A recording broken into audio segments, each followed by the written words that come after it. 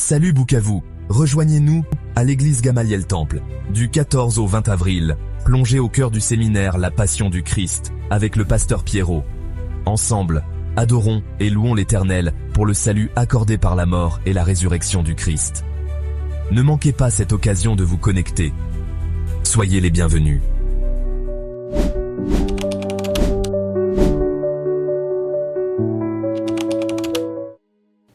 Alléluia. Amen. Nous allons nous tenir debout. Tasimama wima.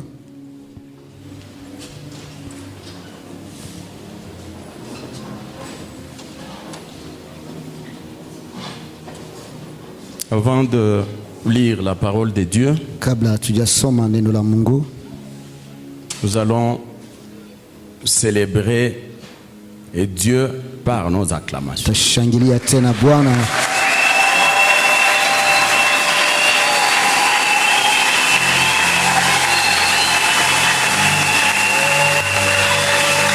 Célèbre-le. Mshangilie.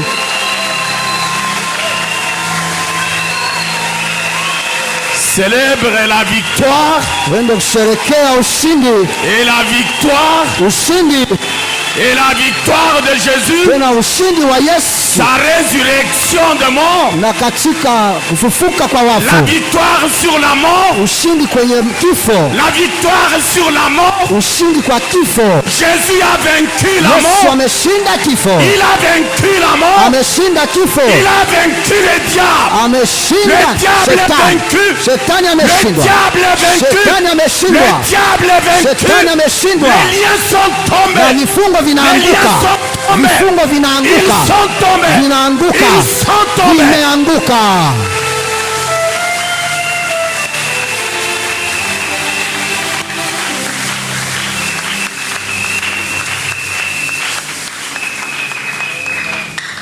Nous allons lire deux versets. Tutasoma shairi mbili. Luc 24, verset 21. Luka 24 mstari wa 11. Et puis Colossiens 2, verset 12. Na pia Kolosai sura yake ya pili mstari wa 12.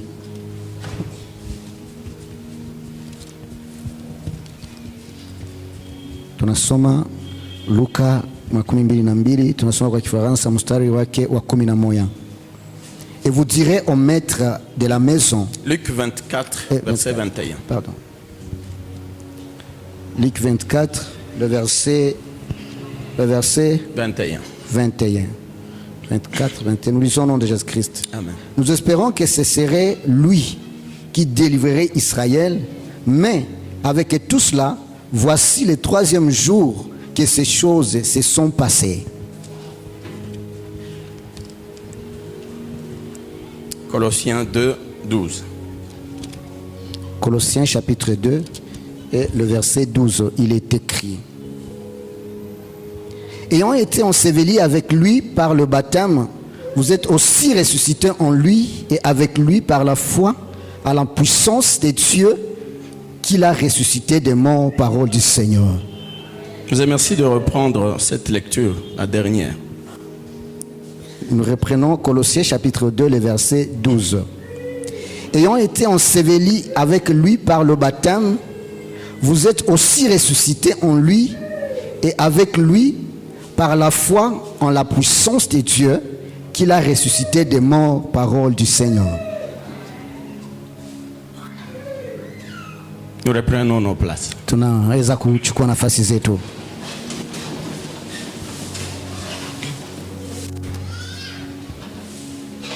Bien-aimés dans le Seigneur, Wapendwa katika Bwana, bénissons l'Éternel tunambariki wa milele pour la grâce qu'il nous fait ce jour. kwa neema Bwana tujalia siku ya leo. Nous sommes en vie. Tunakuwa hai. Et lorsque je nous regarde, Ninapowatazama je vois la gloire de Dieu rayonner sur vous. naona utukufu wa Mungu na ngaa kwenu. Alléluia. Amen. La gloire de Dieu. Utukufu wa Mungu. Quelqu'un qui vous regarderait, Mtu ambaye angeweza kuwatazama s'il vient d'ailleurs, akitoka mbali, il n'accepterait pas que angeweza kubali kwamba nous sommes en guerre. tunakuwa katika vita. Pourquoi? Kwa nini? La gloire de Dieu. Utukufu wa Mungu. La gloire de Dieu. Utukufu wa Mungu. C'est un grand jour. Inakuwa siku kuu. Le jour siku de l'église. Ya kanisa. C'est ce jour ici. Ni siku hii. Le jour où l'église du monde entier siku ambamo makanisa zote za ulimwenguni est en train de commémorer inakuwa ikifanya kumbukumbu la résurrection de Jésus. Ufufuko wa Yesu.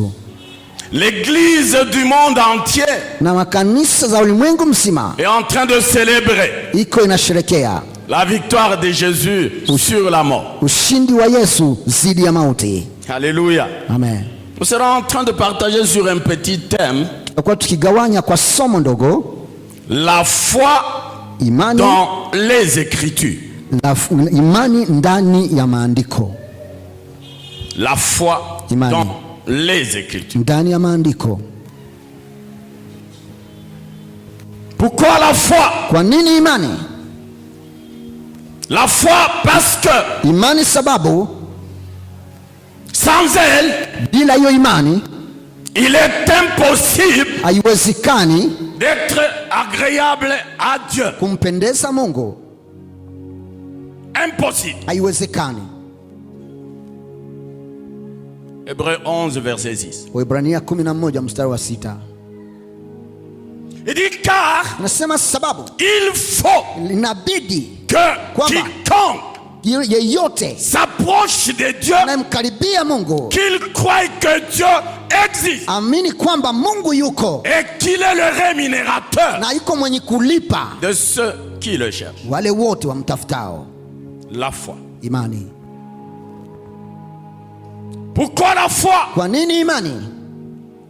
La foi parce que imani sababu la résurrection de Jésus, ufufuko wa Yesu, que nous sommes en train de commémorer ce jour, ambao tunafanya kumbukumbu siku ya leo, elle est son fondement. Inakuwa ni msingi wake. Ça veut dire quoi? Ni kusema nini? La foi imani est à l'honneur aujourd'hui. Inakuwa kwenye heshima siku ya leo. Elle est à l'honneur. Inakuwa kwenye heshima. Pourquoi? Kwa nini? Parce qu'elle a eu son fondement. Kwa sababu alikuwa na msingi. Paul dit ceci en Corinthiens 15, 14. Wa Korinto wa kwanza 15 mstari wa 14. Il dit ceci. Sema hivi. Et si Christ n'est pas ressuscité, na kama Kristo asingelifufuka, notre prédication est vaine. Mahubiri yetu ingekuwa bure. Ça ne sera pas seulement la prédication, ingelikuwa tu mahubiri, mais aussi votre foi. Na pia hata imani yenu elle est aussi vaine. Ingekuwa bure. Si kama Christ n'est pas ressuscité. Kristo haangelifufuka. Or, ijapo hiyo Kristo est ressuscité. Amefufuka. Donc, ni kusema alléluia. Amen. Jésus Yesu est ressuscité. Amefufuka.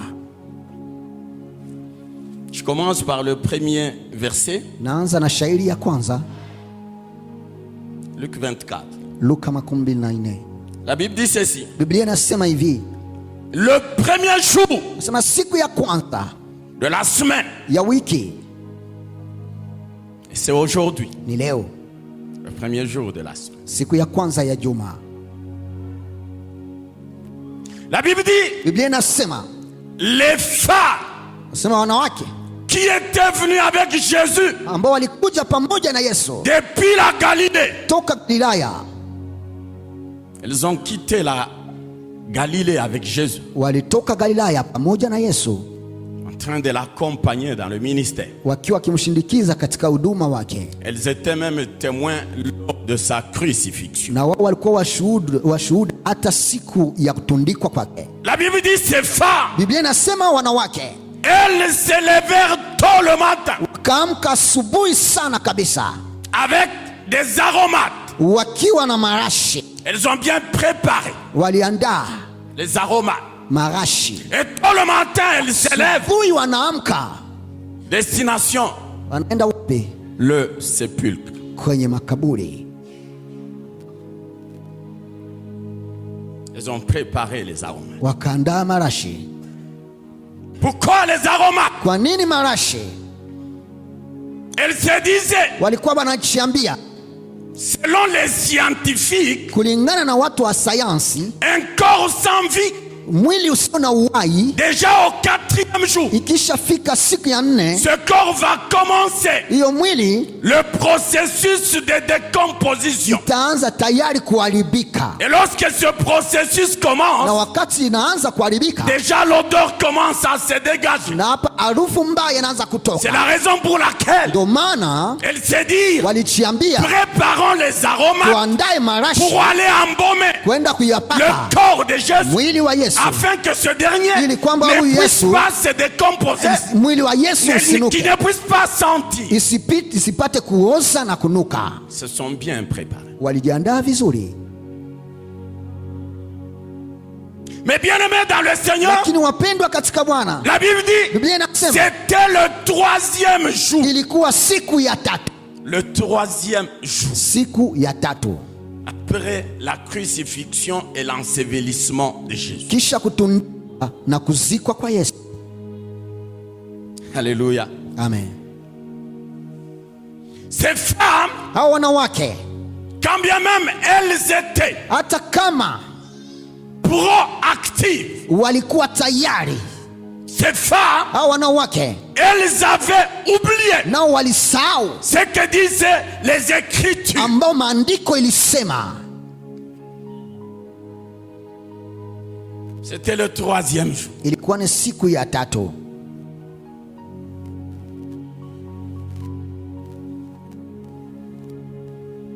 Allons-y embaumer le corps de Jésus. Twende tukaipake marashi mwili wa Yesu. Elles sont parties. Wakaenda. La Bible dit, Biblia inasema, lorsque vous rentrez dans Marc 16, mkirudia katika Marko 16, Marc dit ceci, na Marko anasema hivi, que pendant qu'elles étaient en train de partir, kwamba wakati hao wanawake walikuwa wakienda chemin faisant, katika njia yao, elles étaient en train de se poser la question, walikuwa wakijiswali swali moja, celle de savoir ya ambayo atakujua qui les aiderait nani à atawasaidia rouler la pierre kuviringisha jiwe de la tombe. kwenye kaburi. Elles partent. Wanaenda, C'est bien beau, nous partons. ni vizuri tunaenda sisi, Mais il y a une grosse pierre lakini kuna jiwe kubwa qui a été placée ambayo iliwekwa à l'entrée de la tombe. kwenye mlango wa kaburi. Qui Nani va nous aider atatusaidia à enlever cette pierre? kuviringisha hii jiwe?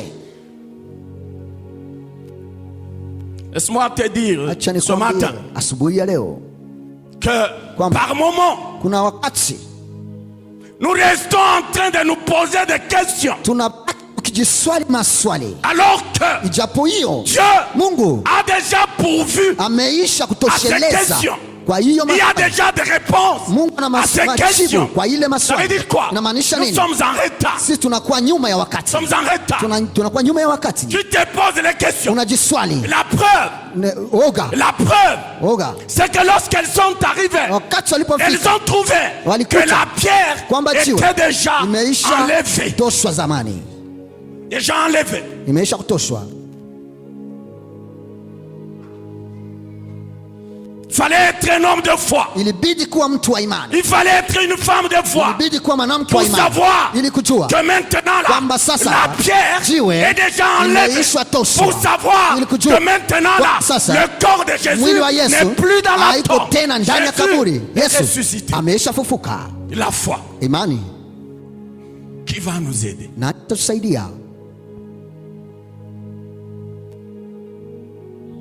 C'est comme c'est ton cas ce matin. Ni kama hali yako asubuhi ya leo. Qui va m'aider? Nani atanisaidia mimi?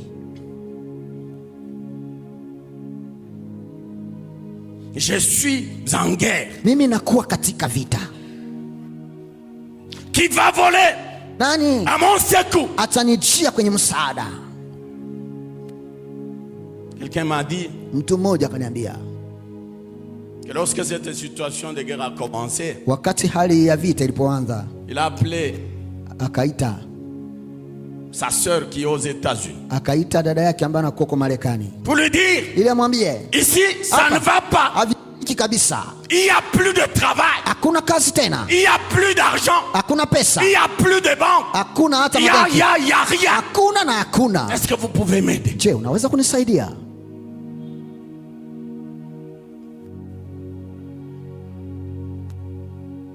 Jusque maintenant, hadi sasa l'aide n'est pas venue. hakuna msaada ulimjia. Et maman, nous sommes toujours en guerre. Na wakati tungali katika tu vita. Je sais, mon enfant. Najua mtoto wangu. Je sais. Najua.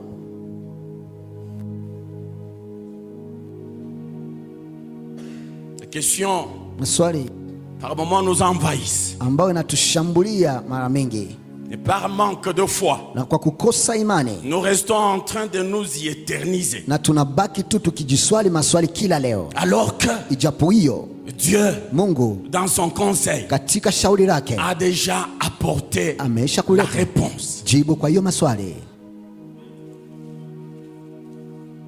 Les femmes sont parties. Hao wanawake wakaenda, Elles arrivent. wanafika, La pierre, jiwe déjà enlevée. imeisha kuviringisha, Elles restent là. wanabaki hapo, Elles ne savent quoi penser. hawafikiri Elles ne chochote, savent quoi dire. hawajue Parce nini qu'elles ont wasema, regardé kwa sababu là où il y wakitazama avait le corps mahali de ambapo Jésus. kulikuwa mwili Il wa n'y a Yesu, rien. hakuna chochote, Rien. hakuna Elles chochote, sont là, na wako hapo en train de carquiller les yeux. wanakuwa À wanapepepesha qui est-ce macho. qu'on va poser la question? Nani tutamswali sisi? La Bible dit, Biblia inasema pendant qu'elles étaient là, wakati walikuwepo 2 hommes na watu wawili leur apparurent. wakawatokea, Et lorsque ces 2 hommes leur wakati hao apparaissent, watu wawili wakawatokea, elles tombent de frayeur. wanaanza kuogopa, wakashikwa na woga Les visages contre terre. na wakashujudu nyuso yao kwenye udongo, Contre terre. nyuso kwenye udongo, Tellement les habits de ces personnes étaient resplendissants. kwa kuwa mavazi ya wanaume ilikuwa inang'aa sana, Visage contre terre. wakashujudu. Ces 2 hommes leur posent la question, Hao watu wawili wakaswali wanawake maswali celle de savoir ambao kujua qui est-ce qu'elles étaient en train de chercher. hao wanawake walimtafuta nani. Vous cherchez qui? Mnamtafuta nani ninyi?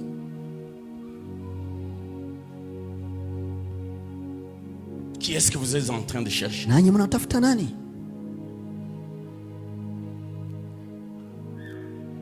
La Bible dit, Biblia inasema pendant que les 2 hommes wakati hao wanaume wawili continuent à leur poser la question, wanaendelea kuwa swali hiyo swali, comme c'était des anges, kwa kuwa walikuwa malaika, ils ont su wakajua kwamba que ce phare hao wanawake était à la recherche de Jésus. walikuwa wakimtafuta Yesu.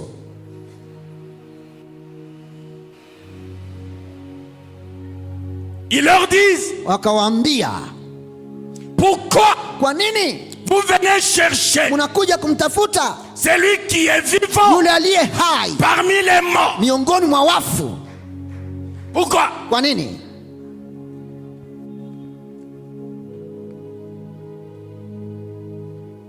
La personne que vous cherchez, Mtu mnayemtafuta il avait été écrit naye iliandikwa à son sujet kumuhusu yeye qu'elle souffrirait, kwamba atateseka, qu'elle serait mise à mort, kwamba atauawa qu'elle serait ensevelie. na atazikwa Et pia, 3 jours na après, kisha elle siku va tatu ressusciter des atafufuka morts. kutoka wafu, Elle va ressusciter. atafufuka.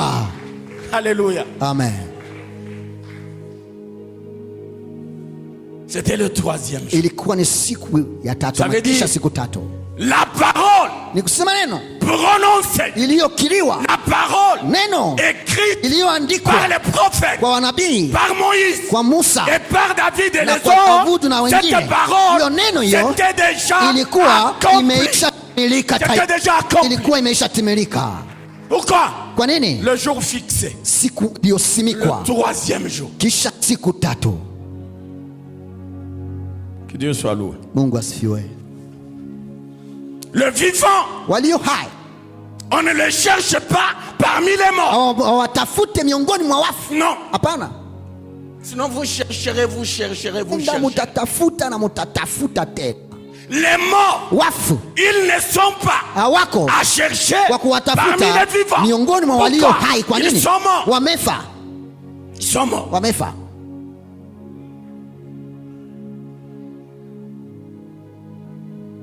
Alléluia. Amen. Où est-ce qu'on te cherche? Wanakutafuta wapi wewe? Parmi les vivants Je, ni miongoni mwa walio hai? ou parmi les morts? Wenda miongoni mwa walio kufa? Ton adresse c'est où? Anwani yako ni wapi? Où est-ce qu'on te cherche? Wanakutafutia wapi? Parmi les chrétiens Je, miongoni mwa ou Wakristo? parmi les païens? Wenda miongoni mwa wapagani? C'est où? Ni wapi? Où tu es chauve-souris. Wenda huko popo. Lorsqu'on veut voir les chrétiens, Wanatafuta kuona Wakristo. et surtout lorsque tu sais Zaidi wakati qu'il y a unajua un intérêt, kwamba kuna tu kwa es là. faida hapa. J'en suis un. Mimi nami ni Mkristo. Ce jour-là, Siku tu hiyo es listé wewe kwenye orodha, sur le répertoire kwenye buku des chrétiens. ya Wakristo. Après-demain, Kisha kesho on cherche les païens. wanatafuta wapagani, On dit venez, wanasema kujeni, c'est notre temps. inakuwa siku yetu Nous allons régner. na tutatawala, Nous allons nous partager les gars. tutagawanya vitu, Le butin de guerre. Ces tutagawanya jours-là, mateka ya vita. Siku tu es hiyo là. uko hapa. Où est-ce qu'on peut te situer? Wapi wanaweza kukupata wewe? Alléluia. Amen. Où est-ce qu'on peut te situer? Wapi wanaweza kukupata? Le samedi, Watu wanasema tu es là. uko hapa, C'est le week-end. na siku ya sita uko hapa, ni siku ya sita, Nous allons nous réjouir na tutafurahia avec les amis. pamoja na Il y marafiki. a un karaoké. Kuna kuwa Tu karaoke, es là. uko hapa, napiga mchezo sakata malinga kabisa, napiga mchezo sakata vizuri. Je suis avec les amis Niko na marafiki mimi au Calbo. kwenye vileo, Pasteur, mchungaji, Mais- lakini je peux même montrer les photos. na mimi naweza kushata picha. On est seulement là. Tuko tu hapa, Moi j'ai mon coca. mimi nakuwa na koka, Ils ont leur bière, wanakuwa na leur mvinyo, liqueur. wanakuwa na On mvinyo. peut même voir sur la photo. Ona hata kwenye La picha bouteille de coca, Na kuna c'est kuwa devant chupa ya moi. coca mbele Et yangu. vous allez voir que chacun a sa mkono, kila bouteille. mtu anakuwa na chupa chake. Tu es où? Wewe yuko wapi? Quelqu'un m'a dit, Mtu mmoja akaniambia, il me parle d'une boîte là, ananizungumzia kuhusu kileo kia pombe ama kilabu. où les gens, lorsqu'ils entrent là-bas, Wakati huko watu wanaingiako, à condition il faut se déshabiller. lazima tu utoe manguo yote, ndio shorti. Il m'a dit, Ananiambia, ah j'étais là-bas le na mimi samedi. nilikuwa hapa Je suis weekend. seulement parti voir. Nienda tu kuona, Voir. kuona tu, Pour que Il faut désormais, avoir. Hivi sasa. que rien ne m'intimide. kusiwe kitu J'étais itanitisha. seulement là. Nilikuwa hapa, Il y avait peu de lumière. kulikuwa kamwangaza kadogo J'étais tu, dans un coin. nilikuwa kwenye Et kona ils étaient là. na wao walikuwa pale. Les propos des fétichiers, Masemi ya wafasi c'était des propos des gens déçus. ilikuwa masemi ya watu ambao wanavunjika moyo, Des gens frustrés. watu ambao wanavunjika moyo, Des propos pleins d'incertitude et d'inquiétude. maneno ambayo isiyo na ukamili na ikiwa pia na kuchanganisha. Comme parfois il t'arrive de tenir des pareils propos. Wengine nafikia kusema kama wao. J'ai dit pendant la semaine, Kasema katika wiki quel que soit kwamba le temps haijalishi et la souffrance, mateso yako, Dieu a fini par dire, Mungu anaweza on vient pour la Égypte. kuambia Wamisri kwa J'ai vu la souffrance. nimeona mateso ya J'ai taifa na entendu les cris. nikasikia Ils kilio ont poussé les enfants. Car je na connais nina leur douleur. machungu ya J'ai vu. sina milioni. C'était après, il y a 130 ans. Ikisha kwa miaka 30 akipisha 130 ans. miaka Est-ce 410 que pendant tout ce temps, wenda katika miaka Dieu yote n'était-il pas en train de voir? kwa akiona Dieu n'était-il pas en train d'attendre? Mungu alikuwa akisikia, Bien sûr que oui. ndio alikuwa anasikia, Mais sache que lakini jueni kwamba Dieu a son temps. Mungu ana wakati Il wake, a son créneau. anakuwa na saa Pour toi, kwa ajili ya ça veut dire, kusema avant ce temps de hiyo muda, avant le chrono de Dieu, kabla ya saa tu peux monter, unaweza tu peux descendre. unaweza shuka, Crois la Bible dit, ndio il faut prier sans cesse. kuna ni lazima Mungu Prier sans cesse. Pour regarder le temps de Dieu. mpaka wakati ufikie Dieu a un temps. anakuwa na wakati wake, Le temps fixé. wakati uliosimikwa iko pale. Il dit, je suis descendu. Sema nimeshuka Maintenant, sasa, je ne vais pas descendre. sitaki yasema nitashuka, Je suis déjà descendu. kushuka. Lorsqu'il veut dire je suis descendu, Wakati mmoja sana nimesha shuka, ça veut dire que son temps a sonné. sema muda wake umesha Est-ce que le temps de Dieu soit là? wakati wa Mungu unafikia siku ile. Que le temps de Dieu soit là. Wakati wa Mungu ifike. Tu t'es beaucoup la honte. Umeomboleza sana Tu t'es beaucoup plaint. na wewe umeomboleza kabisa, Tu as longtemps marché umetembea siku nyingi avec les visages inquiets, ukiwa na uso wenye kuogopa, cherchant ukitafuta avec cinq fois. namna gani naweza fikia. Laisse-moi te dire Naacha kwambie que le projet, c'est ce que Dieu dit. kwamba mradi ambao Mais le projet que Dieu a formé sur Ce sont des projets de paix. Un autre malheur. La femme. Et une avenir.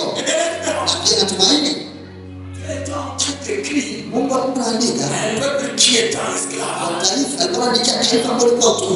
Mais je sais. L'éternel a promis. J'ai des projets. J'ai des projets. Ce sont des projets. Il est tranquille vous seul. Ne cédez pas aux faux prophètes. Le temps est déjà fixé. Le prophète les prend dit non, c'est qui après je vous avais montré sur votre terre. Il dit non, ce sont des faux prophètes. Ne les pas en vrai. Le temps est fixé.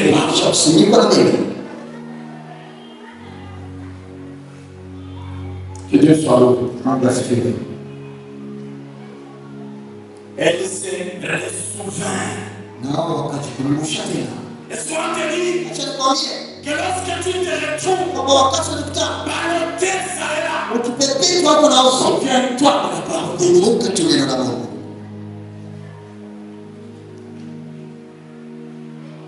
Lorsque tu te retrouves agité par les situations du moment, souviens-toi de la promesse de Dieu. Souviens-toi.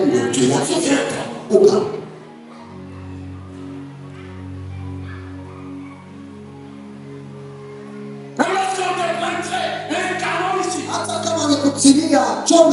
souviens-toi de la promesse de Dieu. Dis à ton mot, j'ai la promesse de Dieu. Et laisse-moi te dire, je ne mourrai pas. Je vivrai. Souviens-toi de la parole de Dieu.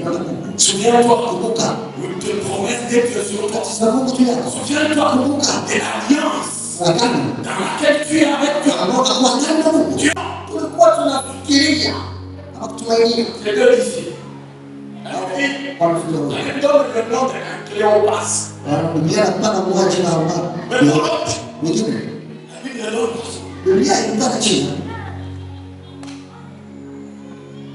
Laisse-moi te dire que toi, Dieu ne te connaît pas ton nom. Dieu ne te connaît pas ton nom. Certaines traditions estiment que cet autre disciple pourrait être Simon ou pourrait être Luc lui-même, Luc qui écrit. Pourrait. Dieu te connaît pas. Alléluia. Pourquoi? Parce que ton nom, alors la salvatrice de la croix, Jésus l'a effacé. Du livre de ton âme. Et la grâce par lui-même. Et le livre de vie. Jésus ne peut pas donner le nom qui ne connaît pas. S'il a écrit donc, il a effacé ici. Il a transformé. Jésus personne n'en a couture. Amen.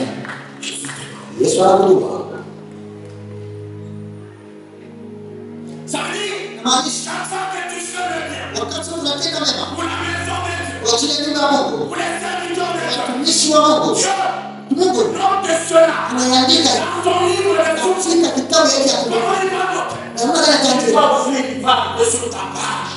Sur la page où son nom est écrit. Dieu a fait du bien. Dieu a fait du bien. À ma maison, Dieu connaît tout le monde.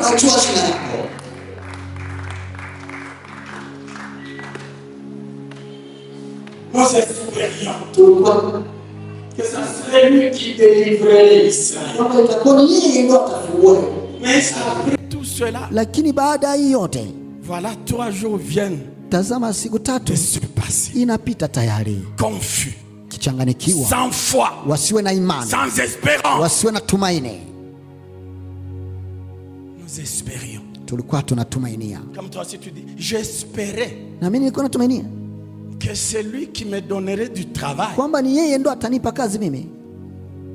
J'espérais Nilikuwa natumainia c'est lui qui me guérirait de ma maladie. ni yeye ndo ataniponya na ugonjwa Et wangu. aujourd'hui qu'on l'a crucifié, Lakini leo anamtundika l'espoir est parti. na tumaini imetoka L'espérance s'est envolée. na tumaini imeruka. Non. Hapana, Que ton espérance revienne. tumaini yako irudie, Que ton espoir revienne. tumaini yako, Que ta foi renaisse. imani yako Parce que c'est ifanyike lui qui upya, était pendu. kwa sababu yeye C'est alitundikwa, lui qui a été enseveli. yule ambaye alisikwa, C'est lui qui a été. On a pris la pierre. On a mis à la tombe. yeye ambaye walitia jiwe kwenye kaburi yake wakisema même s'il est bomba, hata kama na il va nguvu pas enlever haiziweza kutoa. cette personne. Huyo N'est plus dans la tombe. haiko tena kaburini, Il est ressuscité. amefufuka. Jésus est ressuscité. Yesu amefufuka. Qu'est-ce qui pouvait le retenir? Nini ingeweza kumzuia? Quoi? Ni La pierre? Mais c'est lui qui l'a créé. yeye ndo aliumba, si ndio? C'est lui qui a créé la pierre. Yeye ndo aliumba jiwe hiyo. Est-ce que la créature Je, uumbaji pouvait-elle obstruer son créateur? inaweza kumsimamia No. zidi muumbaji wake? Il Hapana. est celui qui dit un mot. Yeye Et la anakuwa mtu chose anasema s'accomplit. kitu na kitu Et la chose kinatimilika, arrive. kitu Voilà le inafikia. créateur. Tazama muumbaji. C'est quelle pierre qu'on a placée Ni jiwe gani hiyo devant toi, sur ton passage? walitia kwenye njia yako? C'est quelle pierre? Ni jiwe gani hiyo? Je n'en connais pas les noms. Les rocs. Sijui. Les géologues est là. Non, Je non, connaître tout. les noms. Mais Enfin, géologue, pas. cette pierre s'appelle comment? Na hiyo jiwe inaitwa nini?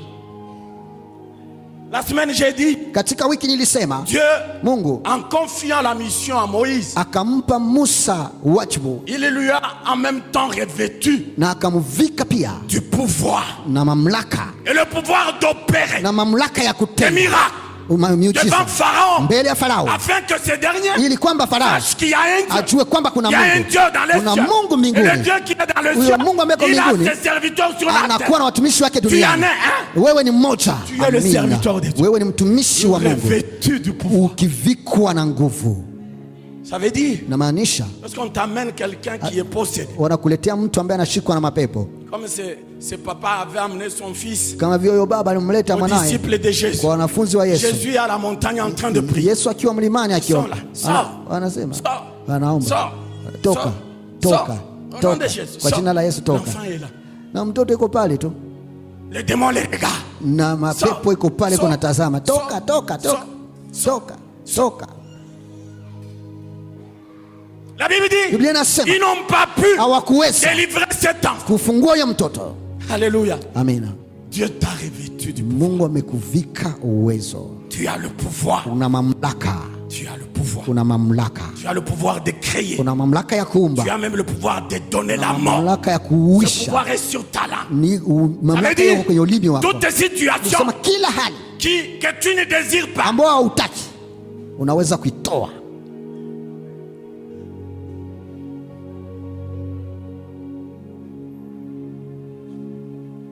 je dis Nilisema que kwamba lorsque la verge d'Aaron wakati fimbo ya Haruni avale les inameza verges des magiciens, hiyo mafimbo ya wasuda, cette verge n'a pas connu de modification. na hiyo fimbo haikubadilika, Comme un boa lorsqu'il avale une chèvre. kama vile joka kuu wakati na meza mbuzi. J'ai dit, toi, Na nakwambia wewe, le pouvoir que tu as reçu, mamlaka tu ulipata, peux chasser les démons unaweza fukuza et mapepo rien ne va t'affecter. na hakuna kitu Parce que tu as été itakuzulu, établi kwa kuwa pour umesimikwa cela. kwa ajili ya État établi. wewe. Mungu alikusimika. Ne marche pas comme un esclave. Usitembee kama vile mfungwa ama mtumwa. Ecclésiaste dit, il est étonné. Na mhubiri anasema ameshangaa, Il dit, je vois les esclaves marcher à cheval comme des princes. sasa naona watumwa wanatembea kwenye punda kama vile watoto wa falme, na watoto wa falme À pied, wanatembea kwa miguu visage courbé, na wakiwa uso na kunchama, confus, wakichanganikiwa, vaincu. wakiwa wanashindwa. Alléluia. Amen. Non. Hapana. Ta place c'est sur le cheval. Nafasi yako ni kwenye farasi, Ta place c'est sur le cheval. nafasi yako ni kwenye farasi.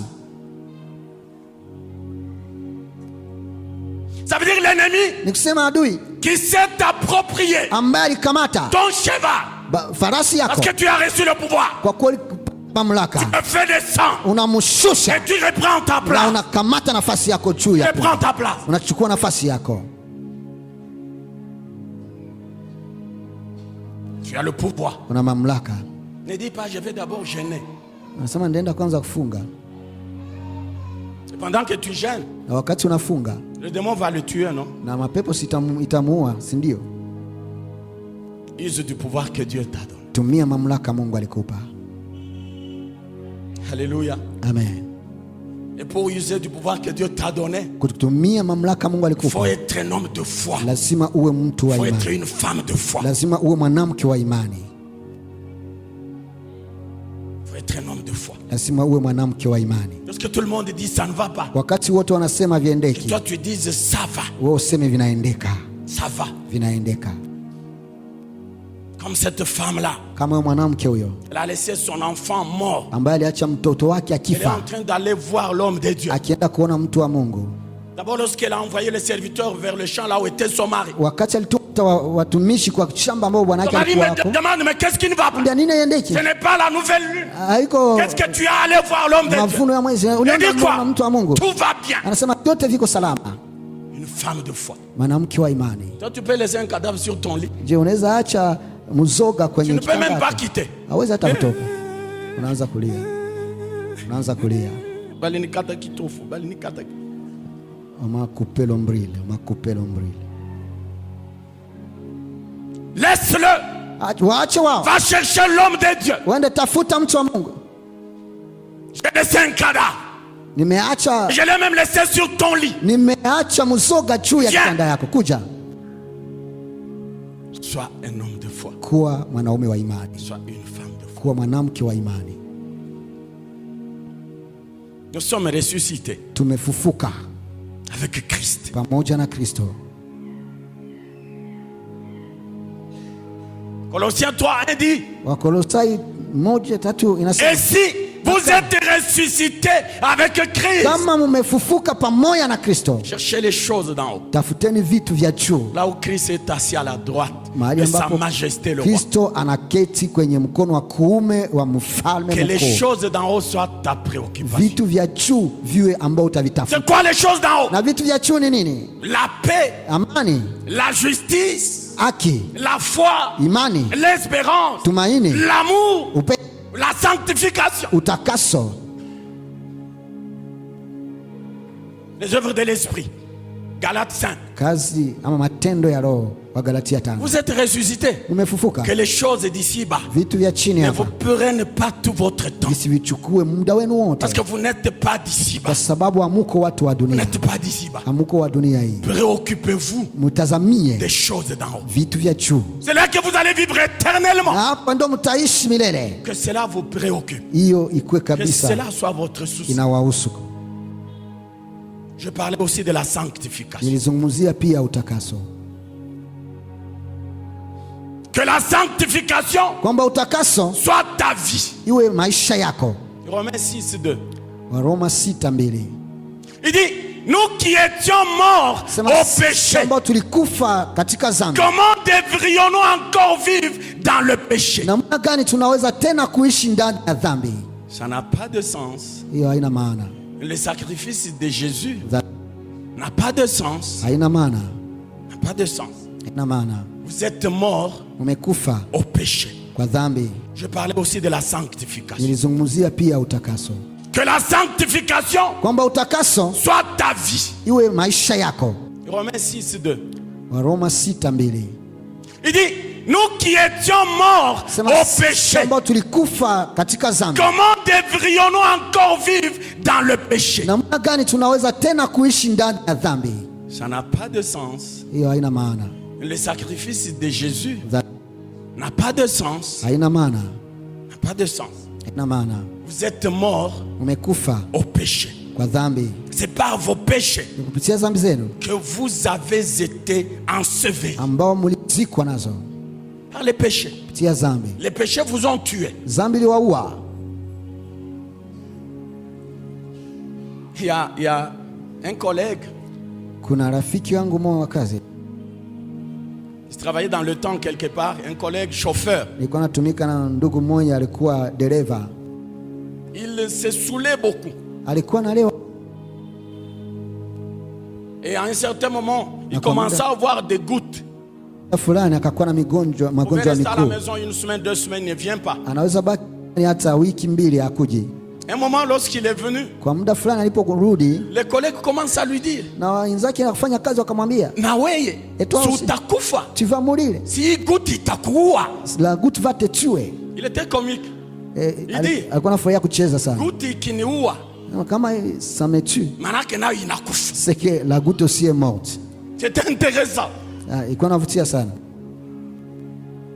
Asa hii goutte iko La goutte, mumie, c'est ikiniua, amour. Si ça manake me tue, nayo c'est qu'elle inakufa. meurt aussi. Banenda nizika nayo, banenda On izika. va aussi m'enterrer ensemble avec elle.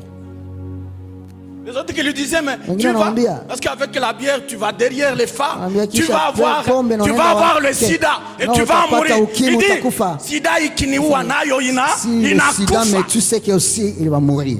Pourquoi si le péché Kani t'a kama tué, zambi likuua, pourquoi tu peux encore vivre dans le péché? unaweza ishi ndani ya zambi? Ça n'a pas de sens. Haina maana. Le péché t'a tué. Zambi likuua, C'est toi-même qui devrais être condamné. ni wewe mwenyewe ndio ilikubidi wewe Tu es uhukumiwe. mort. Umefa. Jésus a pris ta place. Yesu anachukua Il nafasi, t'a donné sa place. anakupatia nafasi Tu as yake, été mort avec lui par les eaux de baptême. ukakufa na Et yeye puis katika ubatizo ressuscité na avec lui. kufufuka pamoja. Comment peux-tu encore vivre Namna dans gani le péché? unaweza tena? Comment le péché peut-il encore te séduire? Namna gani zambi inaweza kuvutia Comment ça? ama kushawishi? Ça n'a pas de sens. Haina maana.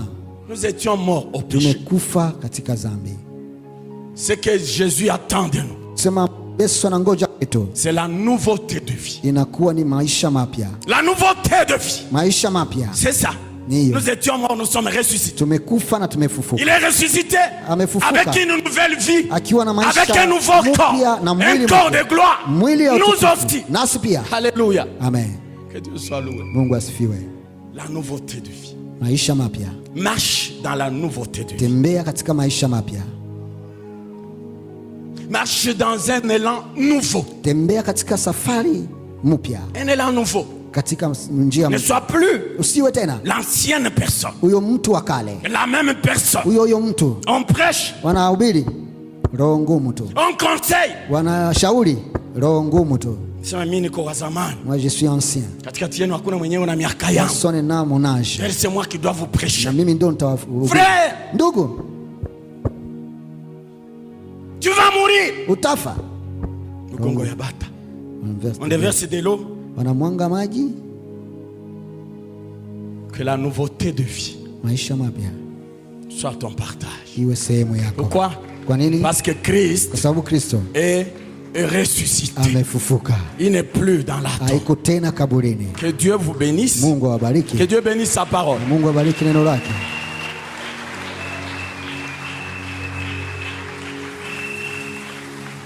Bien-aimés dans le Seigneur, Wapendwa katika Bwana, nous allons passer au deuxième service, tutapita kwenye kipindi cha pili la ya kazi. table du Seigneur.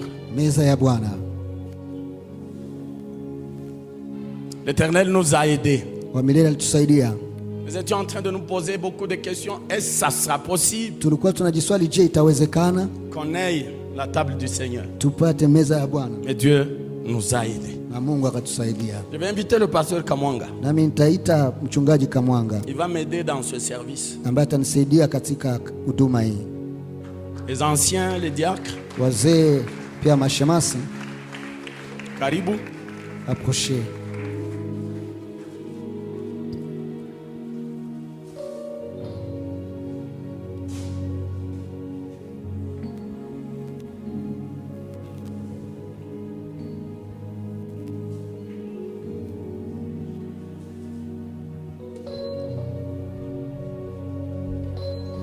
Bwana Yesu asifiwe. Que le Seigneur soit loué.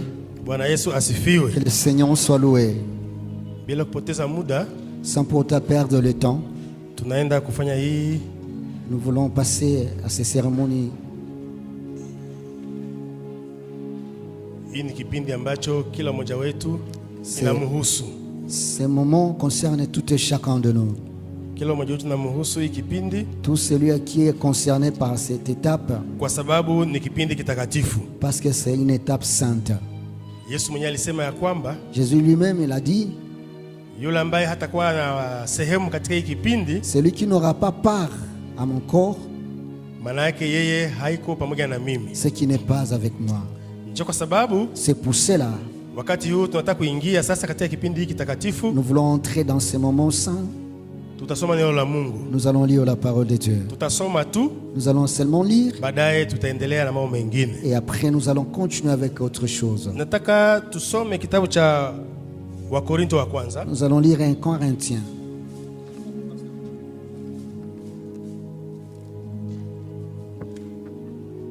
Sura yake ile ya 11. 1 Corinthiens 11. Tutasoma tu pale kwa haraka. Nous allons lire très rapidement. Tutasoma mstari wake wa 23. Nous allons lire seulement le verset 23. Nasema Wakorinto wa kwanza J'ai dit 1 Corinthiens, sura yake ya 11 le chapitre 11, na mstari wake wa 23.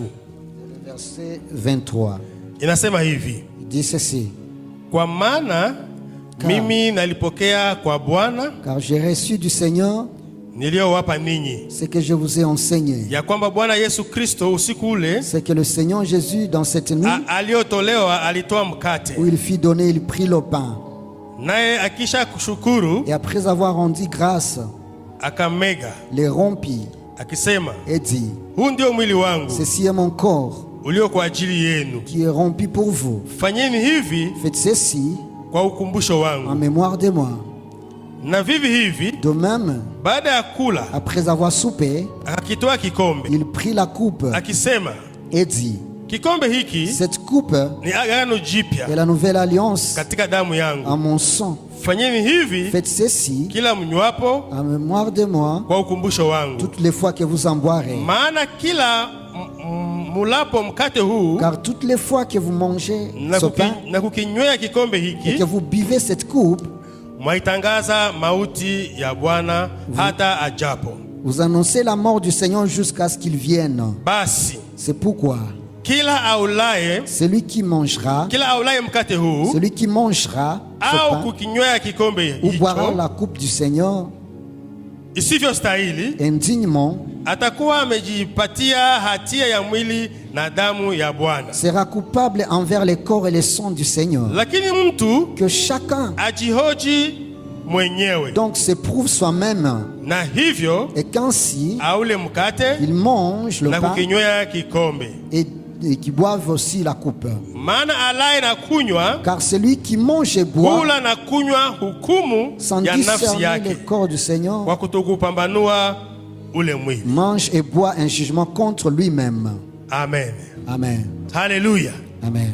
Tunasoma hii maandiko hapa, Nous venons de lire ces écritures, lakini nataka nisisitize kwa hii ya 28. mais je voulais insister sur le verset 28. Inasema kuhusu kujihoji. Il dit que chacun se prouve soi-même.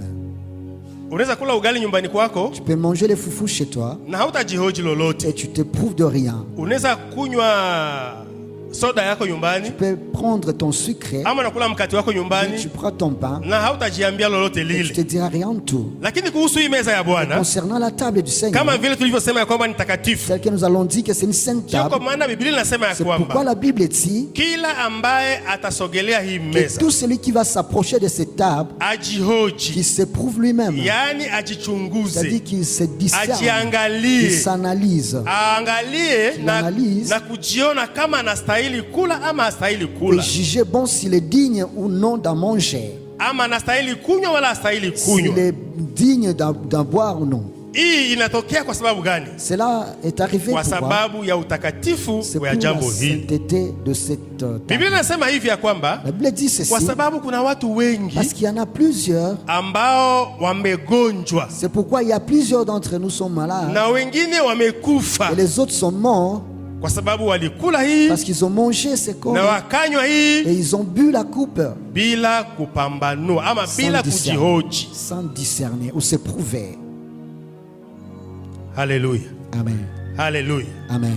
Ndio kwa sababu C'est pourquoi kwa wale wote ambao wako tayari kupokea hii, tous ceux-là qui se sont préparés, qui sont prêts, tutachukua muda wa dakika 2 tu. nous allons juste prendre 2 minutes. Kama kuna mwimbaji ambaye atatuimbisha kawimbo kadogo tu kale ka chini chini, La chorale peut entonner ses chants. Sio atakwaya mtu mmoja tu.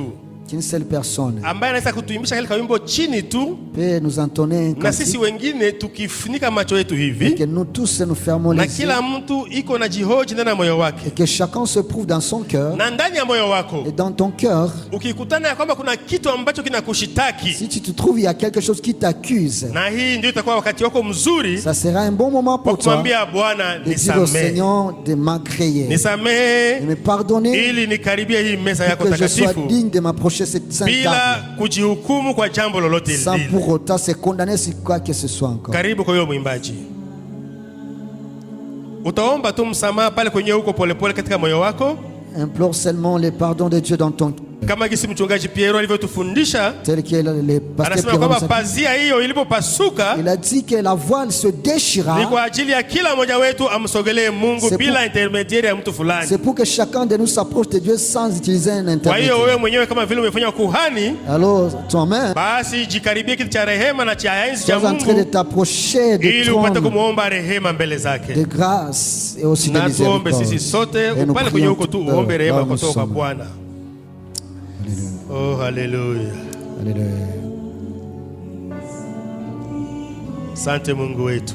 Merci Seigneur Jésus. Asante Bwana kwa wakati huu mzuri umetupatia. Merci pour ces bons moments. Asante Bwana Merci Seigneur kwa kutustakasa de nous na sanctifier kuosha maisha yetu et aussi de sanctifier nos vies. kwa jina la Yesu. Au nom de Jésus. Amen. Amen.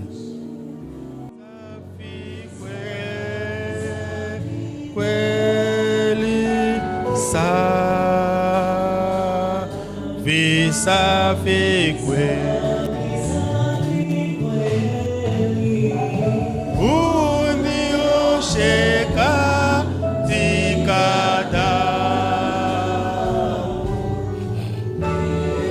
pate kuwa safi kabisa.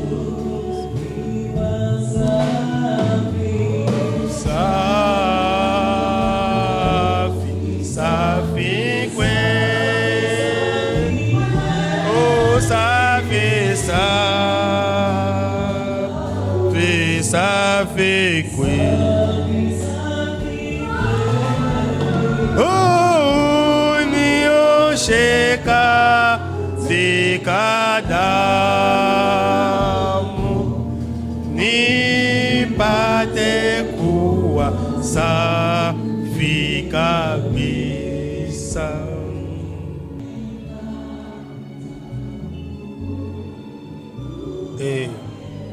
Waimbaji wangenyamaza kidogo ili tuendelee kwa haraka tumalizie. Bwana Yesu Kristo, usiku huo alipotolewa,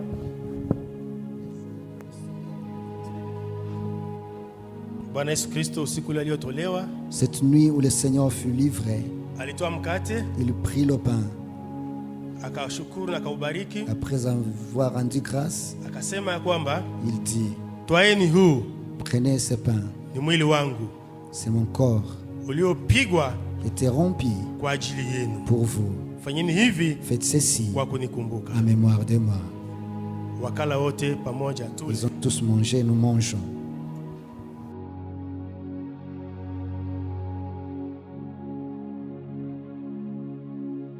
Vivi hivyo baada ya kula, Après avoir soupé, alitoa na kikombe, il prit la coupe, akabariki, il rendit grâce. akasema Il dit, twaeni, prenez cette coupe, nyweni nyote, buvez cette coupe.